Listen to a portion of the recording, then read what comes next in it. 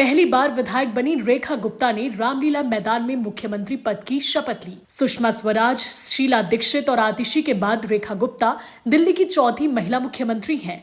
अब सवाल ये है कि आखिर कौन है रेखा गुप्ता जिंदल, जिन्हें बीजेपी ने इतना बड़ा मौका दिया। रेखा ने साल 1998 में स्पेयर पार्ट्स कारोबारी मनीष गुप्ता से शादी की थी।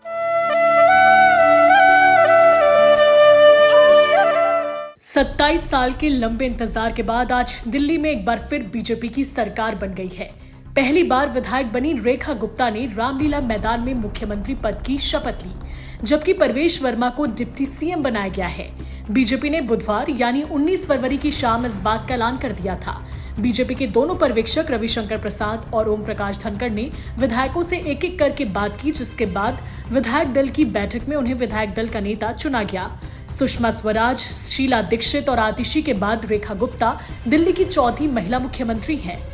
शपथ ग्रहण समारोह में प्रधानमंत्री नरेंद्र मोदी, राष्ट्रीय अध्यक्ष जेपी नड्डा, केंद्रीय गृह मंत्री अमित शाह, राजनाथ सिंह समेत एनडीए के कई बड़े नेता मौजूद रहे।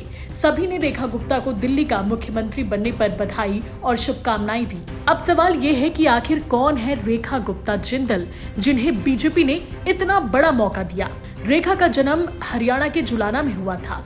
उनके पिता जय भगवान 1972-73 में बैंक ऑफ इंडिया में मैनेजर बने, जिसके बाद उन्हें दिल्ली में पोस्टिंग मिली और उन्हें यहाँ शिफ्ट होना पड़ा। रेखा की शुरुआती पढ़ाई दिल्ली में ही हुई है। उन्होंने दिल्ली के ही दौलत राम कॉलेज से बीकॉम किया है।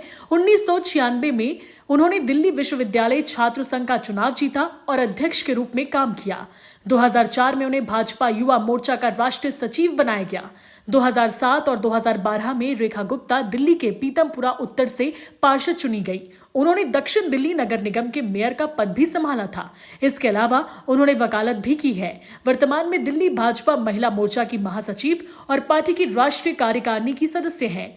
रेखा ने साल 1998 में स्पेयर पार्ट्स कारोबारी मनीष गुप्ता से शादी की थी। रेखा गुप्ता दिल्ली की शालीमार बाग सीट से विधायक है। उन्होंने आम आदमी पार्टी की वंदना कुमारी को 29,595 वोटों से हराया था।